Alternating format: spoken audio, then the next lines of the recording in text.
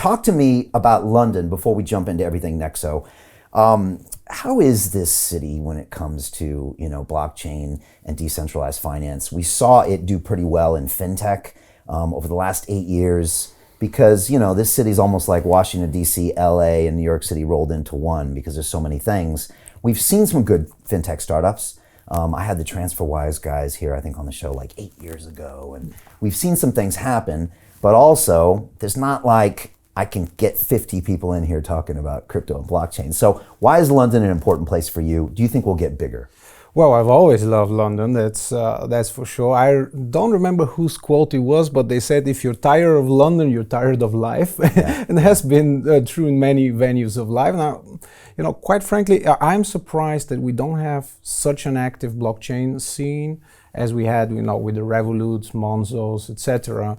And it's a pity because, some of the fintechs, like Revolut, they became profitable once they started providing blockchain services and, quite frankly, the exchange service. And that was a major revenue. That was the first quarter they ever were profitable. So you would think, we would have more blockchains. I haven't really dug into the realities of why that is, but I wish that we had more.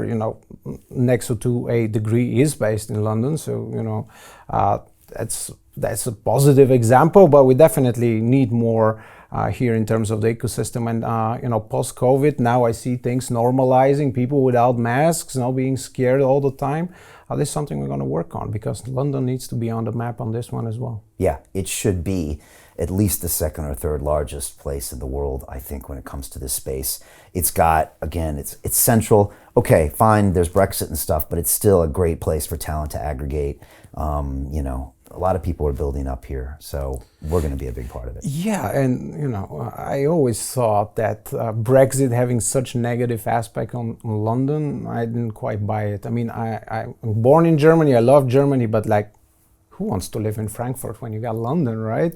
Yeah, all the trappings here that make it such a great place. But crypto is decentralized from its onset, and when somebody asks you where are your clients based, and I say everywhere. It's like crypto. You can have a whale in the Philippines who was very, very early on to crypto, and he changes the total mixture of your clientele just because he's one guy and he's so large. And I think that has enabled a lot of entrepreneurs to accomplish great things, build companies in a decentralized manner, meaning from everywhere. And that's why you don't have you gotta have Wall Street to make a career on Wall Street, so you gotta be in the States, or you gotta have the city. Crypto inherently is such by design that you don't need the concentration in one place. Yeah. Maybe that's the answer. I think it is the answer. And fintech, even London fintech, ultimately, some of the big winners, they still had to stay in the UK because that didn't transfer to Texas or Florida or to Singapore. And yet with the blockchain and decentralized finance, or a lot of things you guys are doing, it really is global business, volumes around the clock, and you don't necessarily need to be on Wall Street or City of London.